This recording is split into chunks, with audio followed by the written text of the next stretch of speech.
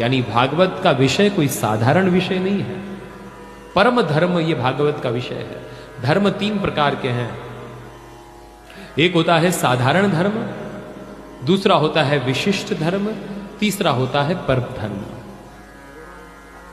साधारण धर्म किसे कहते हैं?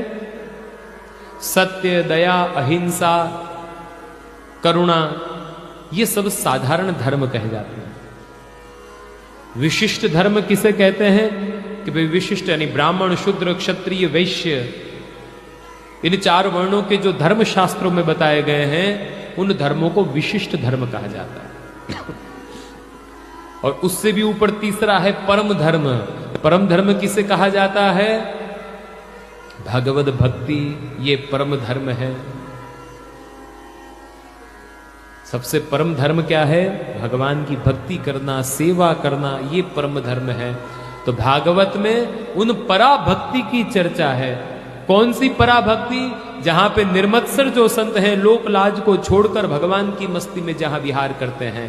अब विचार किया जाए कि ऐसे निर्मत्सर संत कौन हैं, तो नंदास जी के शब्दों में नंदास जी कहते हैं, निर्मत्सर जो संत जिनकी चूड़ामणि गोपी, कृष्ण प्रेम के काज लोक लाज सब लोपी। कृष्ण प्रेम के काज लोक लाज सब लोपी। निर्मत्सर जो संत जिनकी चूड़ामणि गोपी। नंदास जी कहते हैं कि निर्मत्सर जो संत हैं वो तो केवल और केवल गोपी जन है। निर्मत्सरता यानी अदेखाई, ईर्ष्या से रहित जो है, जिनको दूसरों के उत्कर्ष सहन करने की एक दिव्य शक्ति जिनके अंदर रही हुई है।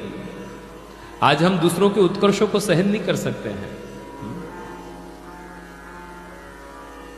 लेकिन गोपीजनों के अंदर, जैसे यशोदा जी को जो बधाई देने आते हैं ना, तो यशोदा क्या यशम ददाती थी, यशोदा जो दूसरे को यश दे, जो स्वयं यश लेना न चाहे, जो दूसरे को यश दे, वो यशोदा। तो यहां तो ऐसे यशोदा के सरीखे जो भक्त हैं उनके परम धर्म की चर्चा है। साधारण जीव तो यश लेने की इच्छा रखता है, मुझे यश मिले। कोई भी सेवा कार्य करने के बाद यश या श्री या कीर्ति आदि कुछ भी प्राप्त करने की जो आपको इच्छा हो गई, तो आपका वो कार्य किया हुआ, फिर आपने लाखों रुपए उसमें खर्च कर दिए या आपने अपना तन भी उस सेवा में लगा दिया,